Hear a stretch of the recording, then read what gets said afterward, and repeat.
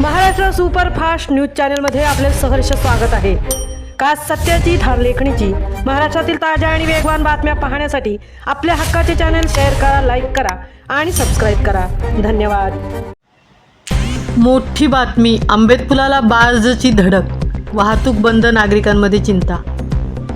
रायगड आणि रत्नागिरी जिल्ह्यांना जोडणाऱ्या अत्यंत महत्त्वाच्या आंबेत महाप्रळ पुलासंदर्भात मोठी बातमी समोर आली आहे।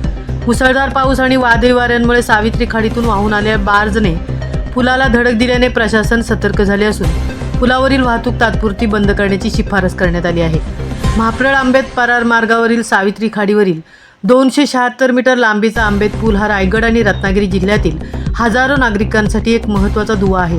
गेल्या 3 दिवसांपासून सुरू असलेल्या मुसळधार पावसामुळे रेती उपसा करणारे 3 बार्ज खाडीतून वाहून आले। त्यापैकी 2 बार्ज पुढे निघून गेले असले तरी एक मोठा बार्ज पुलावर अडकला आणि त्यामुळे पुलाच्या संरचनेवर परिणाम होण्याची शक्यता लक्षात घेऊन सार्वजनिक बांधकाम उपविभाग माणगावने वाहतूक बंद करण्याची शिफारस केली आहे। बार्ज हटवल्यानंतर पुलाचे तातडीने स्ट्रक्चरल ऑडिट करावे। हा पूल दोन्ही जिल्ह्यांच्या आर्थिक आणि सामाजिक विकासाचा कणा आहे। सुरक्षितता सुनिश्चित झाल्यानंतर वाहतूक लवकरात लवकर सुरू करावी। पंचायत समिती म्हसळा येथे झालेल्या चर्चेत सभापती बबनशेठ मनवे, उपसभापती लहूशेठ म्हात्रे, प्रियांका निंबरे, समृद्धी चातले यांच्यासह अनेक सामाजिक कार्यकर्ते यावेळी उपस्थित होते। आता सर्वांचे लक्ष प्रशासनाच्या पुढील निर्णयाकडे लागले आहे। पुलाचे स्ट्रक्चरल ऑडिट कधी होणार आणि वाहतूक पुन्हा कधी सुरू होणार हे पाहणे आता महत्त्वाचे ठरणार आहे। अशा ताज्या आणि विश्वासार्ह बातम्यांसाठी महाराष्ट्र सुपरफास्ट चॅनेलला लाईक, शेअर आणि सबस्क्राईब करा। महाराष्ट्र सुपरफास्टसाठी संजय खांबेटेंसह तृप्ती भोईर, म्हसळा। वरती पुलाला रेतीच्या बार्जनी धडक दिली आणि फार मोठं नुकसान झालंय।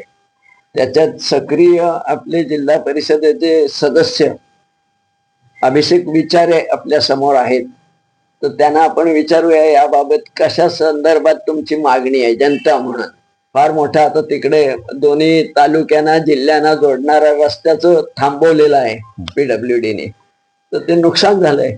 ते आपण काय मागणी करणार आहात?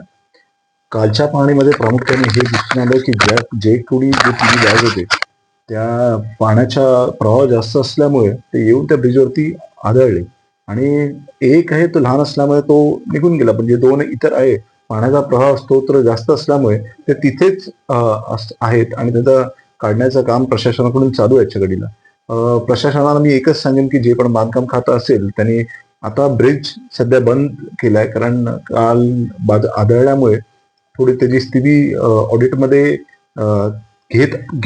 घ्यावी आणि लवकरच लवकर तो ब्रिज चालू करावा, ज्याने लोकांना जाण्या येण्याची सोय, कारण 2 रायगड आणि रत्नागिरी या दोन्ही जिल्ह्याला जोडण्यासाठी तो ब्रिज आहे आणि तो लवकरात लवकर चालू करावा हीच मी आशा बाळगतोय। ठीक, धन्यवाद।